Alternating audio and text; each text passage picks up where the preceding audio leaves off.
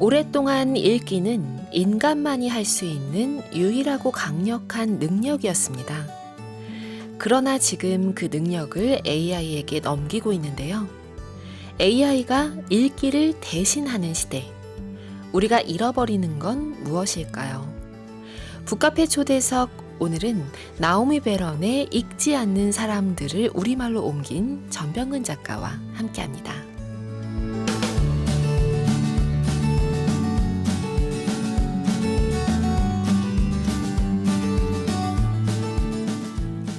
많은 분들이 그리워하고 기다렸습니다. 지큐님, 지금 북카페 스튜디오에 나와 계십니다. 안녕하세요. 네, 안녕하세요. 와, 지큐님. 근데 1부 끝나고 들어오시는데 네. 왠지 지난주에 본 것 같은 느낌이 드는 건 뭐죠? 어떠셨어요, 지큐님은? 저도 앉으니까 잠시 쉬다 온 것 같아요. 맞아. 1년이 지났는데. 그러게요, 그 사이에. 네. 9110 쓰시는 카페이님, 마음이 쿵쾅쿵쾅합니다. 마음 다잡고 지큐님 잘 기다리고 있겠습니다. 하셨고요. 지금 쭉 좀 읽어드릴게요. 1867 쓰시는 카페이님, 지큐님 너무 반갑네요. 이산가족 상봉 느낌. 이라고. 김현자님, 와, 지큐님 기다립니다. 최윤경님, 지큐님 웰컴백. 5592 쓰시는 카페이님, 지큐님 어서오세요. 이런 비유 어떨지 모르겠지만 직장 생활로 도시로 나갔다가 집으로 잠시 오신 오라버니를 보는 것 같은 마음처럼 반갑고 좋아요. 네, 환대 저도 느껴지시죠? 네, 뭐 종종 말씀드렸지만 책 읽는 사람은 어디선가 또 보게 되어 있는 것 같아요. 맞아요. 네, 늘 연결돼 있다는 생각이 들고요. 이제 또 가까이서 오늘 뵙게 됐네요. 네, 너무 반가워가지고 그냥 지큐님이 우리한테 방송할 때 지큐님이 굉장히 좋아하셨던 호칭 하나 해드리고 싶어요. 괜찮다면. 또 뭐죠? 또 뭐죠? 작가님은 늘 해도 돼요? 네. 네, 일단 허가 받고 병근아. 우리 왜 그냥 이름 불러주기 많이 했잖아요. 예. 지큐님도 하세요. 막말하기. 네. 뭐 누굴 부르죠? 절 불러야죠. 고은아 하셨잖아요. 그래, 고은아 반가워. 잘 지냈지? 네. 이런 분위기. 네. 진짜 전병은 지큐님 그동안 어떻게 지내셨습니까? 이번에 이제 나오미 베런의 책을 번역하셔서 오늘 가지고 오셨는데. 그러게요. 뚜렷하게는 일단 책을 들고 왔으니까 이 작업의 시간을 보냈던 것 같고요. 그리고 마치고 난 후에 아까 뭐 선을 넘는 북클럽이라는 소설도 재밌던데, 에세이. 네, 북클럽 오리진이라는 활동해 왔었던 것에 또 집중하고요. 그 외에 또 다른 모임들하고 뭐 책 쓰고 중간에 뭐 글 쓴다든가 강연, 제가 했던 일을 뭐 한 것 같아요. 그렇죠. 네. 시간이 너무 빠르게 흘러갔는데 네. 이번에 반가웠습니다. 이 나오미 베런의 책을 저도 이 북카페에서 인문학의 숲 시간에 지큐님이 소개해 주신 것을 시작으로 해서 나오미 베런의 책을 몇 권을 따라 읽게 됐단 말이에요. 네. 그렇기 때문에 이번 책을 보면서도 또 반가움이 있었는데 제 개인적으로는 이번 책은 정말 지금까지 읽었던 나오미 베런의 책 중에서도 가장 뭔가 사례부터 시작 밀도가 굉장히 높고 네. 또 2번 거듭해서 읽고 싶은 그런 책이라는 생각을 하게 됐어요. 네, 그럴 만한 책이라고 생각이 되고요. 사실 작년 말에 이 출판사에서 제안을 받아서 번역을 하게 됐는데요. 네. 그 전작을 제가 뭐 번역을 하면서 인연을 맺게 된 학자인데, 이번 책 같은 경우는 저는 몰랐던 책인데, 네. 이제 오늘 나올 출간 이전에 한국 쪽에 이제 동시 출간 이제 목표로 해서 아마 제가 왔던 것 같은데, 제가 이제 내용을 보고 그때 저는 사실 번역할 겨를이 없었거든요. 뭐 다른 책 준비하는 것이 있어서 거기 좀 집중을 하려고 하는 중에 제의를 받고 보니까 내용이 이거는 가능한 빨리 번역이 되면 좋겠다. 중요한 문제겠다는 생각도 들고, 또 뭐 제가 전에 다뤘던 저자다 보니까 그렇죠. 근데 이건 제가 하는 게 좀 더 뭐 좀 수월하지 않을까, 뭐 수월하달까요? 좀 더 내용을 제대로 전달할 수 있지 않을까 네. 생각도 있어서 조금 의무감을 갖고 좀 여기 집중을 해서 올 상반기에 나오게 된 것 같아요. 실제 내용을 보면 말씀하신 대로 저는 굉장히 중요한 문제를 다루고 있다고 생각하고요. 네. 뭐 이렇게 즐겁게 읽을 수 있는 부분도 어떤 부분은 있지만 어떤 경우에는 조금 뭐 고민하게 만드는 그런 점들이 많죠. 그런데 이제 굉장히 묵직한 주제를 갖고 있고 시급한 주제를 다루고 있음에도 불구하고 이 나오미 베런의 그 위트, 유머 이런 것이 또 네. 있잖아요. 그래서 재밌게 읽기도 했어요. 다행이네요. 네. 네. 비교적 나오미 베런이 학자다 보니까 음. 좀 그런 글쓰기에 있어서는 조금 어떻게 보면 좀 약한 면이 있다고 저는 느끼는 편이거든요. 대중들에게 다가가기에. 그렇죠. 그리고 또 주제가 주제다 보니까 네. 좀 재밌게 쓰기가 참 어려울 수 있는데 되게 또 연구한 결과들을 되게 실증적인 토대를 그쵸. 가지고 이야기를 전달하다 보니까 그런 면에서 나오미 베런이 굉장히 저는 이렇게 뛰어난 작가라고 생각하는데요. 저자라고 생각하는데 네. 왜냐하면은 이제 섣불리 어떤 뭐 과장을 한다든가 내지는 근거를 넘어서는 주장을 한다든가 그렇지 않아요. 굉장히 절제되어 있는 이야기를 하기 때문에 더 신뢰가 가는데 네. 이제 반면에 이제 읽기의 즐거움은 어떨까라는 부분 말씀하신 대로 부분들이 있고 일화 같은 것도 굉장히 재미있는데 맞아요. 아무튼 그 좀 궁금했는데 권 작가님 그렇게 말씀하니까 조금 안도가 되네요. 그러니까 위트가 있고 이 개인 경험도 많이 네, 얘기하셔서 그렇죠. 뭐 이따 얘기 나누겠지만 예를 들면 대학에 있을 때 추천서를 써주거나 학생에 대한 네. 그런 걸 할 때 되게 유명한 어떤 무슨 하버드의 교수와 네. 자기가 네. 그렇게 개성 있는 추천서를 많이 쓰기로 유명해서 예. 나중에 그 하버드의 교수분은 이걸 학생 추천서 썼던 것을 가지고 책으로 묶어낼 정도로 네. 그렇게 마음을 다해서 개성을 담아서 썼다는 거잖아요. 근데 네. 요즘에는 그런 식의 개성 있는 추천서가 이제 나오기도 힘들어진 상황이다. 이런 식으로 경험을 담아서 얘기를 해주시니까 그렇죠. 이런 게 참 재밌었어요. 예. 그 행간에 보면 뭐랄까 이렇게 책을 위주로 해서 네. 우리가 생각을 전달하고 또 주로 거기에 의존했던 그 시기에 누렸던 또 그 분야에서 굉장히 남들보다도 탁월함을 어떤 보여줬던 네. 그런 사람들이 지금은 사실은 만날 기회가 참 드물잖아요. 그렇죠. 이제 그런데 이 책에 보면 그 시절의 것들을 일화처럼 인용을 하죠. 그런 부분들을 보면 좀 그런 게 느껴져요. 이 노학자가 뭐랄까요, 그 아름다웠던 시절, 네. 이 지금 뭔가 조금 사라져가는, 약해져가는 것에 대한 안타까움이 있지만 이걸 또 이 시대에 내지는 지금 계속 빠르게 기술에 의해서 발전되는 시기에 그대로 뭐 옛날이 다시 돌아왔으면 하소연할 수만은 없는 상황이다 보니까 그렇죠. 굉장히 그건 또 절제를 해야 된다는 말이죠. 근데 그런 게 이렇게 같이 겹쳐져 보여서 네. 저는 그래서 또 좀 애잔한 마음도 좀 있긴 했어요. 0786 쓰시는 카페이님, 지큐님 오랜만입니다. 지큐님 덕분에 재미있고 좋은 책 많이 알게 됐습니다. 작년 여름에 에어컨 없이 지내셨다고 했는데 올해는 설치했나요? 안 그래도 우리 수뇌부끼리도 얘기했어요. 지큐님 올해도 얼음조끼 입고 계실까? 이런 얘기를 했었던 기억이 있거든요. 그게 마찬가지인데요. 올여름은 다행히 폭염은 아직 안 왔잖아요. 지난해에 비하면. 그렇죠. 비가 맞아요. 오락가락하니까 우리 이제 습기 때문에 에어컨 같은 경우도 습기 때문에 뭐 필요한 분들 많이 계실 텐데 뭐 여전히 저는 그 사이에 잘 적응한 것 같은데 이제는 네. 뭐 적어도 아직까지 올여름 같은 경우는 뭐 충분히 충분히 잘 지내고 있습니다. 여전히 그 조끼 활용하시고요. 조끼 활용하죠. 예, 얼음 조끼 그게 저는 굉장히 좋아요. 네, 우리 지큐님 많은 카페인님도 지금 질문이 많습니다. 정은숙님 오랜 내적 친밀감에 힘입어 찐 친구 만난 듯 너무 반갑잖아요라고 하셨는데. 그러게요. 성함도 네. 낯익고요. 맞아요. 네, 그대로 계시네요. 7667 쓰시는 카페인님, 방송 기다렸어요, 지큐님. 저에게 읽는다는 건 그냥 하는 일이거든요. 숨 쉬듯 그냥 읽는 거예요. 근데 그런 삶이 이제는 의문이 들더라고요. 나는 왜 이렇게 읽는 거지? 활자 중독인가? 그냥 무조건 읽는 제게 필요한 처방을 안고 오시는 것 같아서 열렬히 환영합니다. 갑자기 이렇게 질문을 던지는 순간이 올 수도 있죠. 그냥 숨 쉬듯이 읽다가, 나는 왜 이렇게 읽는 거지? 질문을 던지게 되는 순간. 우리가 맛있는 거 먹을 때 좋잖아요. 네. 근데 이제 맛있는 먹으면서 내지는 먹고 난 다음에 그게 왜 맛있을까? 그 이야기할 때 또 즐거움 있죠. 그렇죠. 축구 최근에 월드컵 아주 경기가 재미있는 경기들이 많았는데 볼 때 열광해서 응원하고 즐기는 것도 좋지만 다시 이렇게 되보기를 할 때 네. 그 관전을 좀 뜯어볼 때 즐거움이 또 뭔가 또 그것하고는 다른 몰입해 있을 때와는 다른 걸 느낄 수 있는데 인간에게는 그런 능력이 있죠.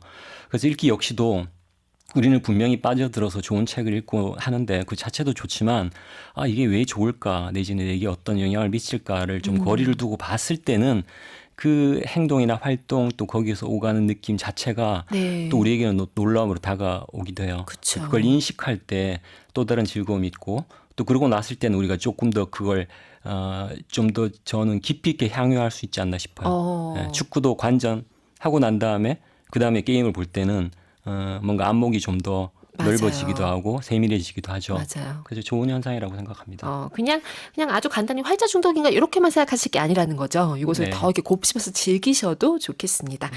지큐님은 또 우리 그 인문학의 숲에 가지고 오시는 그 음악들이 너무 환상이기도 했었는데 이번에도 또 오시면서 음악도 골라오셨습니다.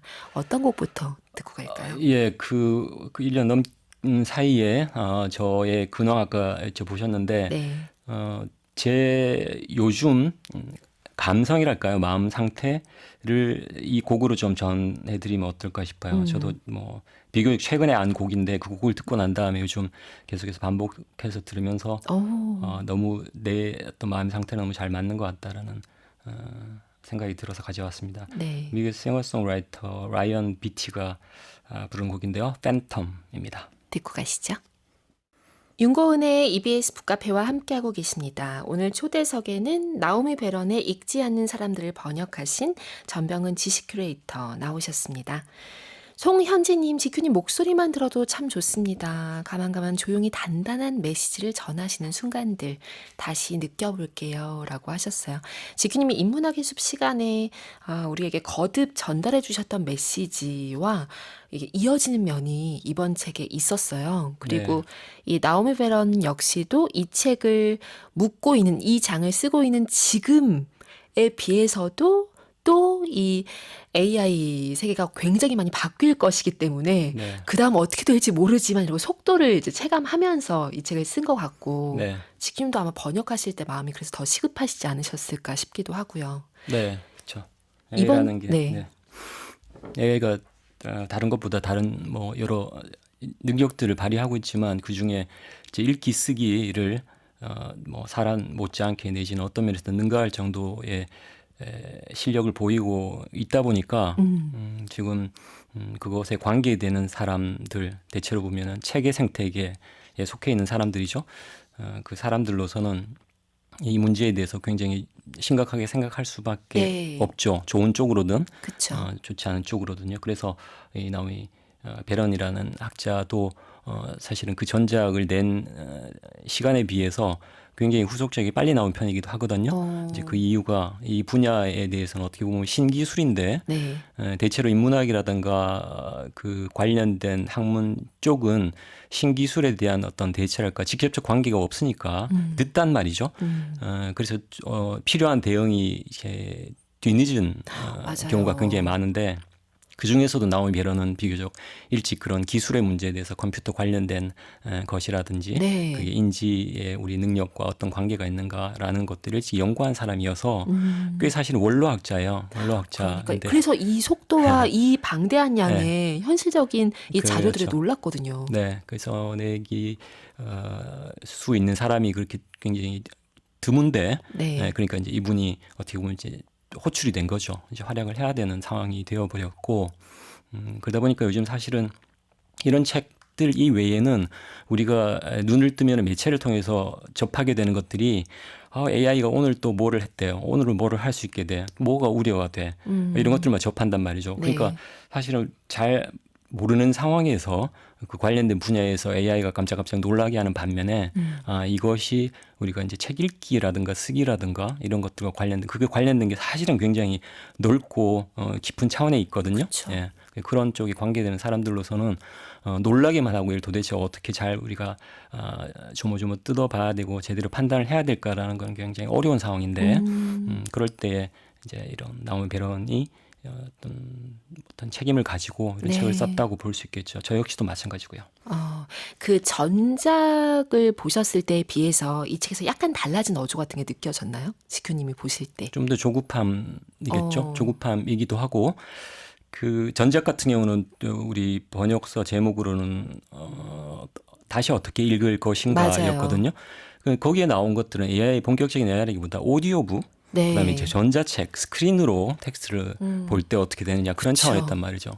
그러니까 그 AI라는 또한 것은 너무 과거처럼 느껴져요. 그렇죠. 지금 불과 몇 년 생각하니까. 사이인데 그 사이에 엄청나게 이제 바뀌었고 여기서는 이제 이제 뭐 텍스트냐 오디오냐가 문제가 아니라 그 읽기 자체를 포괄적인 의미에서 읽기 자체를 뭔가가 대행해주는 네. 상황이 되어버렸으니까 그러면 이제 본질적으로 눈으로 읽는 것이든 귀로 듣는 것이든 도대체 이걸 왜 굳이 해야 되는가. 아시다시피 읽기라는 것이 수고를 동반하는 것이기 때문에 그쵸. 그런 수고를 그럼 굳이 왜 해야 되지라는 게 굉장히 중요한 질문으로 대두가 된 거죠. 저 이 문장도 되게 눈에 들어왔는데 읽기가 인간의 발명품 중에서도 굉장히 중요한 것이다라고 나오미 베런이 강조를 하면서 눈부신 신기술로 가능해진 맹목적인 노력 절감이 이게 이제 읽기의 본질적 가치를 훼손하면 안 된다. 네. 맹목적인 노력 절감이라는 게 뭔지 알 것 같잖아요. AI를 써본 분들은 네. 그 알잖아요. 그렇죠. 효율성이라는 것이 오늘날에 있어서 뭐 분야를 막론하고 최고의 가치처럼 설정이 됐죠. 네. 무엇을 하든 효율, 비용이 얼마나 들어가고 거기에 성과는 얼마나 크냐라는 함수 관계로 이제 생각을 하다 보니까 그 중에 그나마 뭐 인간에게 남아 있었다고 한다는 것이 읽기와 쓰기라고 한다면 네.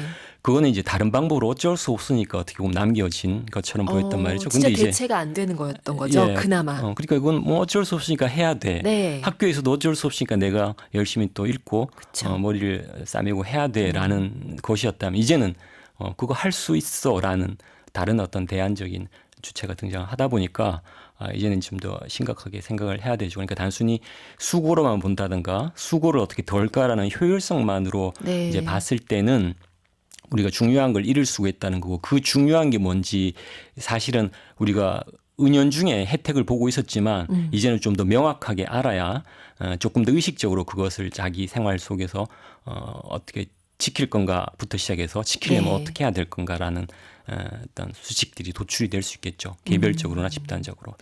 맞아요. 장헌권님은 읽지 않는 사람들 제목 보면서 인터넷이 우리의 뇌 구조를 바꾸고 있다는 니콜라스 카를 떠올렸는데 유사성이 있을까요? 라고 하셨습니다. 이어지죠. 그 니콜라스 카라든가 이 나오미 베런이나 인문학 내지는 이제 글을 쓰는 사람 쪽에서 어떻게 보면 이제 메타적인 어떤 사고를 하는 접근을 하는 학자들이 있어요. 네. 그러나 니콜라스 카도 마찬가지로 그런 사람이라고 할 수 있는데 오늘날 있어서 중요해지는 것이 인간에게 미디어가 어떤 영향을 미치는가 굉장히 중요하거든요. 그 사실은 책도 미디어죠.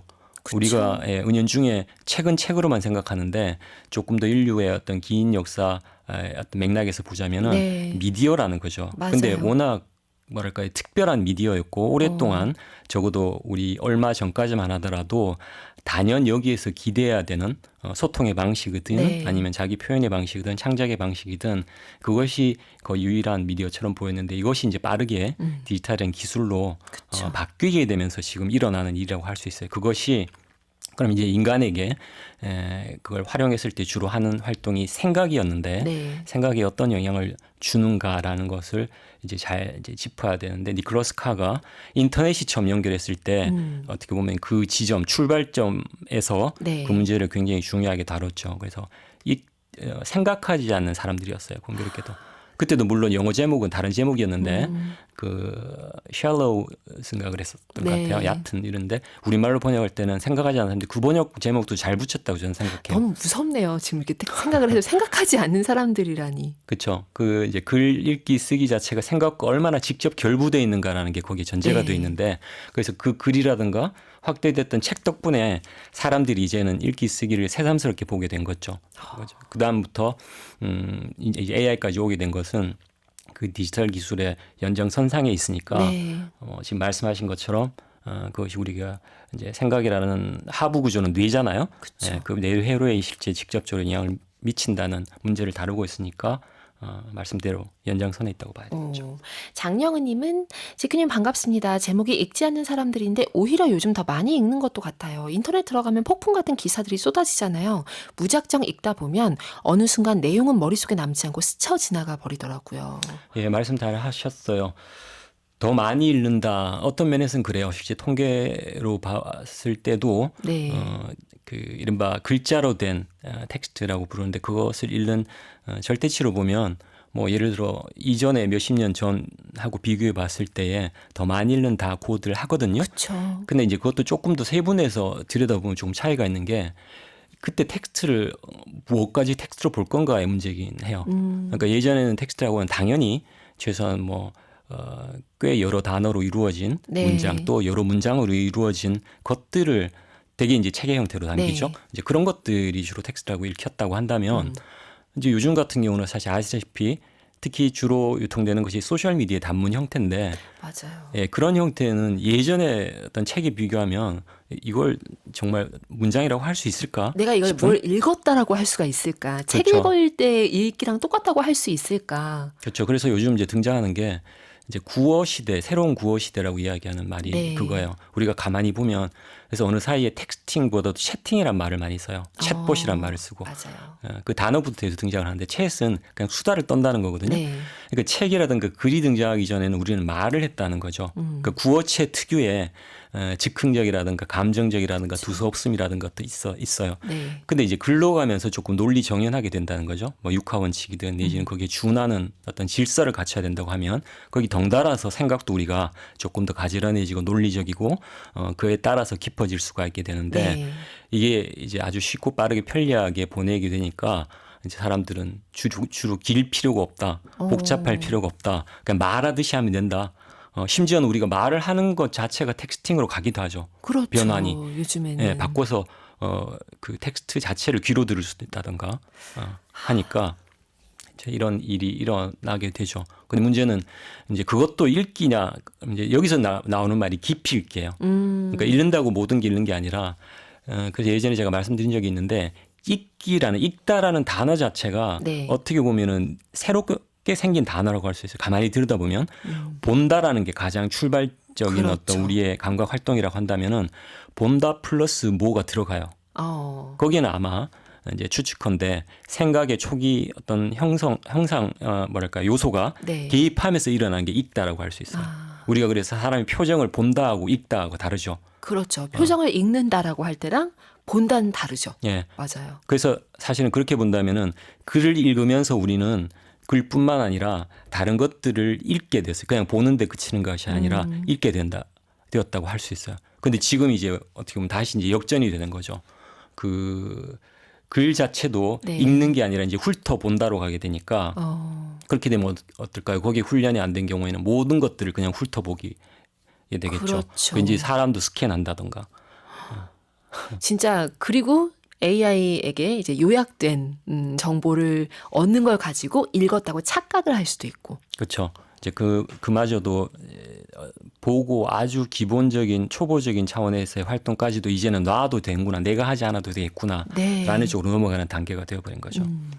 자, 오늘 얘기 너무 심각하게 지금 공감하시면서 들으시는 분들의 사연, 그리고 거기다가 또 지큐님 만난 반가움에 대한 사연이 굉장히 많이 오고 있는데요. 지큐님이 오늘 오시면서 또 책을 또 개인적으로도 또 두 권을 또 들고 오셨어요. 항상 그냥 오시는 법이 없어서. 그래서 오늘은 또 책 선물이 좀 많이 준비되어 있습니다. 카페인님들 오늘 사연 보내주시면 추첨해서 지큐님이 이 번역자시죠. 읽지 않는 사람들의 번역자인 지큐님이 또 이렇게 만들어주신 북카페 에디션 선물로 드릴게요. 무엇을 그리실지 제가 살짝 질문을 드렸는데 결정하셨나요? 지큐님? 그러니까 청산 뉴스처럼 항상 얘기하시다가 이런 거 나가면 그러니까 여기 오면 숙제가 주어지는데 부담 갖지 마세요. 네. 예. 책을 그릴게요. 책을 그리겠다. 책 에디션은 의외로 우리 좀 드물었던 것 같습니다. 그러게요. 북카페에서. 예. 네. 오늘 책 읽기와 관련된 거니까 네. 책을 그리죠. 책 좋습니다. 오늘 그러면 책 에디션 추첨해서 드리겠습니다. 음악도 듣고 갈게요. 이번에는 어떤 곡이죠? 이 음악은 제가 한 달도 더 전인가 오랜만에 클래식 연주회에 이제 초대를 받아서 갔는데 그 코리안 체인버 오케스트라요. 우리나라의 유서 깊은 악단이기도 하고 거기에 김민 단장이랄까 이분도 참 대단한 분인데 어쨌든 그날 제가 공연을 보면서 들은 곡인데 너무 감명 깊었거든요. 박태형 지휘자가 객원 초청 지휘자로 그날 맡았었는데 앞에 쇼스타코비치 피아노 쪽이라든가 그 외에 여러 중요한 큰 네. 작품들을 하고 난 다음에 앵콜 박수를 받았거든요. 그러고 난 다음에 앵콜곡을 연주를 하는데 우리가 잘 아는 지금 같이 들으실 지선상의 아리아, 바흐의 네. 지선상의 아리아 너무나 유명하죠. 그래서 로열 심포니 오케스트라 연주로 들으실 텐데 이제 그 곡을 네. 연주를 하는데 저도 여러 번 많이 들었지만 그날 그분이 연주하는 그 어떤 장면들 모습이 악단들을 정말 사랑한다는 느낌을 어, 받았어요. 예. 진짜 눈을 못 떼셨겠어요. 예, 그래서 그 음악이 이렇게 온몸으로 이렇게 사무칠 수도 있고 그런 느낌을 받았는데 박태영 지휘자님이 연습할 때도 단원들을 얼마나 아끼고 정말 이렇게 잘 돌보고 서로 교감을 했을까라는 게 그대로 느껴졌어요.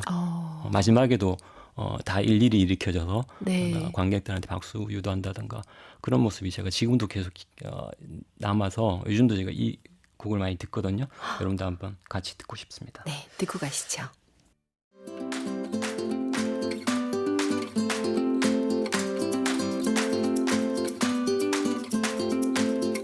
울트라 오랑주리 봉봉 미라클 샤인 로코코 행복을 부르는 주문 윤고은의 EBS 북카페.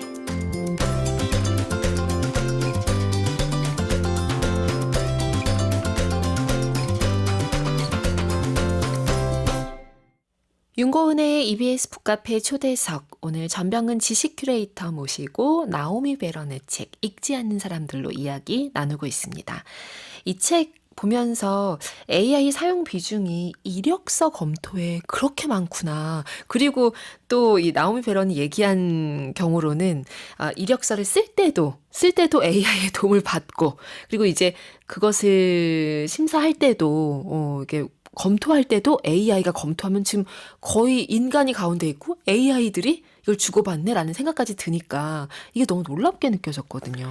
예, 짧은 시간에 이 책에서 다루고 있는 주제를 사실은 다룰 수 있을까 이제 걱정부터 사실 오면서 했는데요. 먼저 제가 혹시 빠뜨릴까봐 크게 이렇게 줄기를 갈라 볼게요. 네. 읽기에 있어서는 크게 둘로 나눌 수 있다고 볼 수 있어요. 하나는 정보를 주고받는 거예요. 어떻게 보면 업무라고 생각하시면 돼요. 업무. 예, 이건 일이기도 하고 업무기도 네. 하고 그러니까 어떤 필요에 의해서 의지하는 활동이 하나 있고 반면에 이거는 자기의 성장과 관계돼요. 자기의 변화와 관계되는 부분 내지는 자기의 뭐랄까 변화 성장 성숙이라고 할 수밖에 없겠네요. 그러니까 그렇죠. 자기 자신에게서 어떤 변화를 기대하거나 네. 그것을 목표로 하는 내지는 그걸 즐길 수도 있겠고 그런 어떤 활동으로 두 갈래로 나뉜다고 볼 수 네. 있어요. 그런데 대개 보면 읽기의 시작부터도 그렇지만 아마 처음에는 아까 정보의 전달이에요. 그쵸. 그러니까 일이고 그건 필요에 의한 차원에서 일로 시작을 했을 거예요. 네. 그런데 이제 이게 점점 읽기라는 차원이 거기에서 벗어나면서 읽는 사람에게서 어떤 변화를 일으킨다든가 내지는 그 읽었을 때의 그 상대에 의해서 요구할 수 있는 어떤 변화 같은 것들이 일어나게 됐다는 거지. 네. 대개 이제 인문학의 길이라고 할 수 있어요. 그렇죠. 그래서 읽기가 중요해지는 게 깊이 읽는 세계인 거고. 그렇다는 거죠. 그래서 이 베런의 이 책 같은 경우는 앞부분에 있어서 업무에 있어서 읽기, 정보를 주고받는 네. 데 있어서의 활동으로서 읽기에 굉장히 비중을 많이 두고 있어요. 앞부분은 그렇다고 할 수 있어요. 근데 네. 후반에 가게 되면서 뒤로 가면서 읽기 자체가 이제 그것에 국한되는 것이 아니라 읽기 자체가 읽는 사람에게 어떤 영향을 네. 줄 수 있는가, 또 기대할 수 있는가 이런 영역으로 가게 되거든요. 대개는 우리가 책을 좋아하는 사람이든 좋아하지 않는 사람이든 대개는 할 수밖에 없는 것들은 앞쪽에 읽기예요. 그렇죠. 예, 그러니까 문서를 통해서 대개 문서 내지는 요즘은 종이가 아니더라도 네. 이른바 그 사이버 형태의 뭐랄까요? 그 이 형태의 이 페이퍼 형태의 문서를 주고받을 수밖에 없죠. 네. 그래서 페이퍼웍이라는 게 지금도 여전히 그런 말을 쓰죠. 그쵸. 대개 사무직이라고 하는 것들이 그런 맞아요. 거예요. 그러니까 이력서도 그 중에 들어가죠. 그래서 이력서뿐만 아니라 상품이나 서비스나 사람도 이제는 거기에 품목에 들어가게 됐으니까 네. 그것에 대한 정보를 교환하는 데 있어서는 다 문서로, 왜냐하면 문서가 가장 효율적이고 정보의 밀도를 높여서 전달할 수가 있어요. 사진만 봐서는 그 사람이 어떤지를 모르는데 이력을 적어보면은 적어보내라고 하면 우리가 그 사람을 느껴지죠. 최소한 조금 알 더. 수가 있죠. 네. 예, 그런 것처럼 상당 부분이 우리에게는 그 부분이 차지하고 있는데 이것을 이제 AI가 대체하게 되니까 어떤 면에서는 대단히 좋은 거예요. 그 영역에서 국한해서 보자면은. 네. 그렇죠. 예. 그런데 저는 또 마음이 훅 갔던 게 여기 이제 어떤 그 채용 공고에 넣는 어떤 그 지원자가 이것은 이 모든 것을 좀 다 판단해 줄 수 있는 이 뉘앙스까지 다 읽어줄 수 있는 인간이 검토해 주길 바란다라고 또 쓰기도 했잖아요. 그렇죠. 그 마음이 뭔지는 또 너무 알 것 같은 거예요. 그럼요. 그러니까 제가 지금 이제 전제로 말씀을 드렸던 네. 뿐이지 앞쪽의 것은 AI가 그래서 다 맡겨도 좋으냐라는 데는 또 물음표가 붙어요. 그래서 벨런이 앞쪽에 상당히 조목조목 세밀하게 따지고 있는 것이 네. 우리가 도움을 많이 받아 좋은 것 같지만 거기에도 곳곳에 함정들이 있다라고 이야기를 해요. 말씀하신 것처럼 그랬을 때 빠져나가는 것들이라든가 그렇죠. 그다음에 LLM 방식의 AI라는 게 기본적으로 데이터를 아무리 규모가 크더라도 학습한 거기 때문에 네. 데이터 자체가 가지고 있는 결함, 대기의 아, 편향성이라든가 맞아요. 뭐 이런 것들이 있을 수 있죠. 그다음에 그것 자체가 또 프롬프트에 맞춰서 제한된 분량에 따라서 우리에게 제시를 하는 것이기 때문에 네. 그 과정에서도 왜곡이라든가 어떤 제한이라든가 여러 가지 변수 것들이 작동한다는 거죠. 그렇죠. 그렇게 본다면은 결국은 직접 읽는 것보다는 못할 수밖에 없어요. 그런데 어, 그런 일들이 인간이 한계가 있으니까 다 할 수가 없죠. 네. 개인 차원에서 그렇고 집단 차원에서 볼 때도 그러니까 그건 AI의 도움을 받을 수밖에 없지만 그럴 때 이런 주의할 점을 우리가 주의해서 알아야 한다. 그렇죠. 그걸 알고 잘 해야 된다는 것이고 이 역시도 페이퍼워크 중에도 일반적인 문서 같은 경우는 아주 심각하지 않아도 될 수 있어요. 네. 그 오류라든가 이런 것들이. 그런데 이제 학술이라든가 교육이라든가 이런 쪽으로 할 그쵸. 경우 그다음 또 이제 나중에 가면은 창작과 관련된 그런 형태의 글일 경우에는 아주 중요한 문제가 될 수 있다는 거죠. 그냥 네. 넘길 수 있는 문제가 아니라는 거죠. 맞아요. 자, 이상섭님은 그러고 보니까 요즘 AI에게 제일 많이 요청하는 게 링크를 주고 요약해 달라는 거네요. 결국 읽는 거 귀찮아서 남에게 의지하고 있네요. 네, 예. 지금 사용하시는 모습들이 다 이렇게 사연에서 보이는데요. 예. 워낙 많죠, 이런 사례도. 그렇죠. 그래서 일인 경우에는 우리는 뭐든지 돌려고 하게 되어 있어요. 우리 역시도 그 흐름을 막을 순 없다. 그렇죠. 그거는 어떤 면에서 필요하기도 해요. 네. 그러니까 대부분이 보면 그렇게 적절히 해야 되고 거기서 우리가 아낀 것이라든가 저장해 둔 것들을 더 가치 있는 쪽으로 그쵸. 돌리면 오히려 우리에게는 반길 만한 부분이 분명히 있죠. 네. 근데 이제 여기서 이제 따져봐야 될 부분들이 이제 몇 가지가 있는데 앞에도 말씀드린 부분들이 있지만은 이제 업무와 관련된 읽기 자체를 AI에게 넘겨주다 보면은 이제 아까 제가 직접 했을 때 얻을 수 있는 그 영역에서 읽기 능력도 덩달아서 퇴화할 가능성이 크다는 거예요. 그쵸. 그게 구분하기가 쉽지 않아요. 사실은 되게 연속성상에 있기 때문에 그래서 그걸 이제 개인 따라 내지는 업무 따라서 굉장히 현명하게 잘 해야 되는데 저는 그렇게 생각해요. 그래서 가능하면은 조금 더 방어적으로 네. 어떤 기계에 의지하려고 보다는 가능하면 내가 하는 범위 내에서 좀 도움을 받는다라는 쪽으로 해야 이게 밀려가지 않는다는 거죠. 처음부터 옳다구나, 좋구나 해서 의지하기 시작하면은 정말 내가 내주고 싶지 않은, 놓치고 싶지 않은 부분도 네. 거기 휩쓸려가기가 쉽게 되어 있어요. 기술 자체가. 그러니까 시간을 아낀다고 생각할 수 있지만 사실 나의 어떤 그 독서 근력 포함해서 어떤 소중한 가치들도 같이 그냥 빠져나가는 거잖아요. 그렇죠. 그 이제 저항감 없이 있으면. 읽기가 단순히 효율만을 추구해야 되는 영역과 네. 그렇지 않은 영역의 경계 자체를 구분하기가 쉽지 않다는 게 일단. 그다음에 한쪽 부분이 우리 일상의 상당 부분이 그걸 차지하고 있는 상황에서 그걸 전부 맡기게 되면은 내가 가치 있는 읽기에 하려고 할 때 거기 몰입하려고 했을 때 할 때의 능력조차도 네. 떨어져 있을 가능성이 크다는 거죠. 맞아요.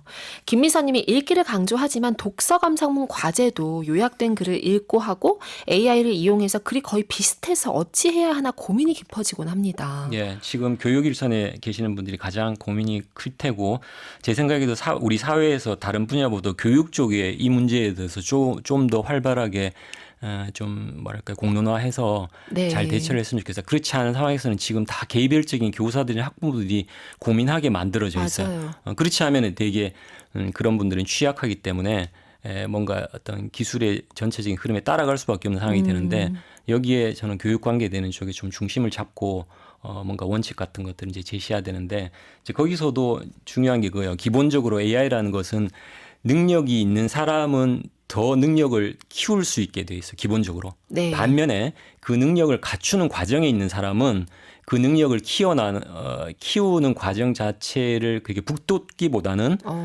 그것 자체를 기회를 잃을 수 있게 되는 네. 그 기회를 충분히 활용하지 못하게 만드는 쪽으로 작동을 하고 있어요. 그래서 사실은 저는 교육 분야에서 이런 기술을 성급하게 아주 신중하지 않은 형태 성급하게 도입하는 것은 저는 좀 경계를 해야 된다고 생각해요. 네. 왜냐하면 많은 학자들이 기본적으로 인간의 특히 읽기 능력이라는 것은 자기가 수고를 거쳐서 어느 수준에 도달해야 되거든요. 맞아요. 예를 들어 단적인 예를 들어 이렇게 요즘 AI한테 질문을 잘하는 능력이 중요하다 이런 이야기 한단 말이에요. 질문을 잘하려면 배경 지식이 있어야 돼요. 그쵸. 자신이 충분히 축적이 되어 있어야 되고 이 지식은 내가 접속해서 어느든지 쓰면 되잖아 그 차원이 아니에요. 내 머릿속에 있어야 돼요. 네. 그리고 비판적인 지식이나 그다음에 어떤 판단할 때 능력도 마찬가지고 자기한테 누적되어 있는 것들이 있어야 네. 거기서 비판적인 지식이 나올 수가 있어요. 능력이 나올 수 있고 하거든요. 그래서 우리가 이제 착각하면 안 되는 게 인터넷에 있으니까 언제든지 내가 접속하면 내 거라고 생각하는 건 착각이라는 거죠. 그렇죠. 사실 너무나 당연한 네. 것인데 이걸 우리가 잊고 살았잖아요. 그렇죠. 인터넷에 쉬우니까. 있으면 내가 언제든 검색하면 되잖아 생각할 수 있는데 그게 아니라는 거를 네. 정말 또 책 읽으면서 또 오늘 얘기 나누면서 또 느끼게 됐습니다. 음악을 듣고 가겠습니다. 이번에 골라오신 곡은 마지막 곡이죠. 네. 이 곡도 얼마 전에 우연히 듣게 됐는데 요즘 잘 듣습니다. 안치환의 너를 사랑한 이유인데요. 가사 오면서 생각해 보니까 이 너를 책이라든가 독서로 이렇게 바꿔서 들어보셔도 좋지 않을까 싶어요. 좋습니다. 듣고 가시죠. 윤고은의 EBS 북카페와 함께하고 계십니다. 읽지 않는 사람들을 우리말로 옮긴 전병은 지식 큐레이터 모시고 얘기 나누고 있고요.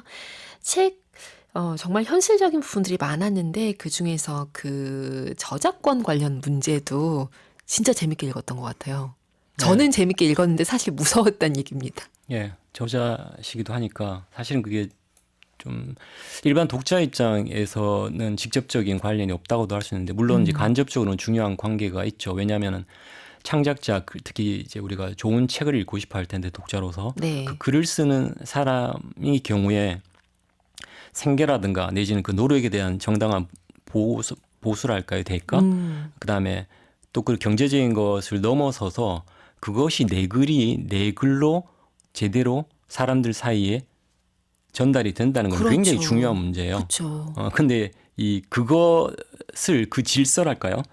그것을 교란시키는 게 지금 이제 LLM 방식의 AI죠. 맞아요. 이미 미국 같은 경우는 국내는 제가 보기에는 뭐 별로 그런 움직임이 잘 안 보이는데 미국 같은 경우는 아주 이제 중요한 문제로 소송이 진행되고 있고 일부는 판결들이 나오고 있죠. 네. 왜냐하면 아까도 말씀드렸지만 오늘날의 기술은 뭐든지 빠르게 해치워 버려요. 그러니까 이게 옳은지 그른지 그래도 네. 되는지 안 되는지를 묻기도 전에 이 사람들의 실리콘밸리 구호가 그거죠. 뭐 move fast and break 뭐 이렇게 이야기하는 것처럼 그냥 움직여서 일단 다 이렇게 깨놓고 본다는 거니까 네. 그 나중에 이제 수습하는데 굉장히 애를 먹거든요. 그 지금 판결에서도 그건 거예요. LLM이 이미 인터넷에 있던 원래 저작권이 있던 텍스트들을 네. 다 깡그리 학습을 시켜서 지금 우리가 깜짝깜짝 놀라지만은 사실은 이면에 많은 사람의 수고의 결과물들이 거기 들어가 있다는 거죠. 맞아요. 물은 적도 없고 동의를 구한 적도 없어요. 맞아요. 지금 이 나오미 배런조차도 나도 연락받은 적도 없다. 근데 돌아다니고 있더라. 네. 이런 문제들은 진짜 지금 현재 계속 많이 바뀌고 있는 것 같은데. 예. 그래서 이제 저작권이라든가 그 관련된 법을 들어가 보면은 네. 또 우리가 아는 것만큼 그렇게 간단한 문제는 아니에요. 맞아요. 왜냐하면은 그래서 이게 우리가 선물한 책 다룰 때 한번 그런 적이 있는데 우리 창작물이라는 것이 과연 어디까지 그 사람의 소유물이고 어디까지 우리가 공유할 수 있는가 향유할 네. 수 있는가를 생각해 보면 네. 그 역시도 경계가 불분명한 경우가 많고 되게 사람에게 좋은 창작물들은 개인을 벗어나게 되어 있어. 그리고 거기에 의미나 보람이 있어요. 그렇죠. 그 선물 읽을 때는 근데 그 느낌이 그쵸. 뭔지 알겠는데 예. 그런데 그걸 그냥 이제 방출만 네. 하도록 두면은 그 사람들이 죽잖아요. 그렇죠. 그러니까 그것을 우리가 보존하고 잘 가꾸는 차원에서 생긴 게 저작권이에요. 한시적으로. 맞아요. 그래서 모든 걸 개인한테 영구히 귀속시키는 것이 아니라 그러면 네. 유통이 안 되니까. 네. 그래서 일시적으로 이렇게 이 사람들을 그래도 잘 북돋아주고 살려주게 하자고 하는 게 저작권인데 이번에는 공교롭게도 AI가 그걸 만드는 기술 회사가 거기 편승을 한 거예요. 우리도 이게 공공을 위해서. 근데 그 비유가 너무 어긋나는 게 많죠. 일단은 네. 이 사람들이 말 그대로 이제 공유 정신이 아니라 결국은 돈을 받는 수익하고 연결시키잖아요. 맞아요. 그 업체. 그러니까 개인의 어떤 자산으로 삼는다든가 네. 어떤 권력의 자원으로 삼는 방향으로 가고 있단 말이죠. 그것만 하더라도 사실은 도덕적으로 문제가 많은 거예요. 그러니까 그런 부분도 재미있고 책을 보면 이제 우리가 문학이라든지 미술 작품이라든지 AI가 예술을 할 수 있는가 뭐 이런 논의하던 것으로부터도 너무 많이 흘러왔지만 확실한 것은 아직은 사람들이 알고리즘에 대한 거부감이 좀 있고, 그러니까 이것을 사람이 그렸는가 아니면 AI가 그렸는가를 알고 나면 약간 판단에 또 달라짐이 있다는 거. 그렇죠. 본문에 재밌는 실험이 네. 이제 나오죠. 그 우리가 일반적으로 봤을 때에 최근에 이런 사례가 있어요. 영국 그 영연방 이제 문학상 단편 소설에게 상 주는 게 있는데 네. 거기에 당선작을 두고 이미 이제 온라인에서 사람들이 보고 요즘은 워낙 사람들이 빠르니까 그걸 이제 검색기 돌려보니까 상당 부분이 이 사람은 AI를 사용한 흔적이 많다라고 해서 네. 논란이 됐어요. 근데 음. 결국 시사연단이 그냥 수상을 했거든요. 네. 그러면서 거기 그 과정에서 도대체 그러면은 어디까지 창작자도 AI의 도움을 받을 수 있는가라는 게 이제 공론장에 사실은 떠올랐어요. 지금 사실은 제 생각에도 굉장히 중요한 문제예요. 그렇죠. 이거 역시도 선을 긋기가 굉장히 어려요. 물론 이 문장 자체를 AI한테 바로 주문하는 사람은 없겠지만 창작하는 과정에서 보면 자료를 뭐 조사한다든가 네. 검색한다든가 필요에 따라서 또 요약한다든가 네. 자기 방식대로 예를 들어 정리한다는 것 자체도 그럼 내 아이디어나 내 수고 들어간다라고 했을 경우에는 순전히 이제 AI의 도움을 받는 거랑 또 다른 주장이 가능해지죠. 그렇죠. 그러니까 그런 어떤 사각지대랄까 회색지대가 이제 생겨나다 보니까 이제는 그러면 적극적으로 나서는 사람도 있어요. 나는 AI도 마치 예전에 뭐 미켈란젤로나 어떤 사람들이 작업실에 자기 아이디를 조수들이 네. 사실은 그림 그리게 한 거고 마찬가지로 나는 그렇게 하는 거다라고까지 적극적으로 지금 이야기하는 단계가 됐다는 거죠. 그런데 재밌는 것은 그 감상하고 평가를 하는 사람한테 이제 테스트를 해보니까 네. 그 이게 AI가 만든 쓴 거라든가 어떤 창작한 거라는 것을 알 때 하고 네. 그다음에 이게 사람이 직접 한 거라고 이야기하는 걸 알 때 하고 비교를 해보면은 네. 기계라고 했을 때보다도 이게 사실은 사람이 한 거라고 했을 때 점수가 더 높게 올라간다는 거예요. 그러니까요. 반면에 결과물만 봤을 때는 네. 이게 좋다고 했다가 기계가 했다고 하는 순간 그 평가가 점수가 내려간다라든가 그러니까 이게 공통적으로 뭘 보여주냐면은 사람이 한 것에 대해서 좀 더 호의적인 반응을 보인다는 그렇죠. 거예요. 그게 더 궁금하고. 그렇죠. 그게 우리가 굉장히 중요한 부분을 다룬다고 할 수 있어요. 저는 그래서 이제 글이라는 것도 보면 어디에서 유래했는가라고 생각하면 결국 말에서 그걸 기록하기 시작한 그렇죠. 거잖아요. 그럼 말을 왜 할까라고 했을 때 우리는 결국은 그 개인이 누군가 어떤 사람인가 무슨 생각을 품고 있는가라는 것을 알고 싶어하는 데서 우리가 말이라는 게 나왔을 가능성이 커요. 자기 표현과 교감이죠. 맞아요. 그래서 글로 와서도 사실은 그게 계속해서 관통한다고 볼 다르지 수 않은 있어요. 거죠. 그렇죠. 너무나 그래서도 핵심 욕구인 그렇죠. 거죠. 근데 반면에 이제 적어도 우리가 지금 AI라는 것은 그런 삶의 주체가 아니에요. 신체가 없고 삶의 고통도 모르고 네. 공감이라고도 몰라요. 그러니까 흉내를 잘 내는 거죠. 그렇기 때문에 그 문장 자체는 감동을 하다가도 이게 어느 누구의 이야기도 아니란 말이야. 그러면 갑자기 감정이 떨어질 수밖에 없는 거죠. 맞아요.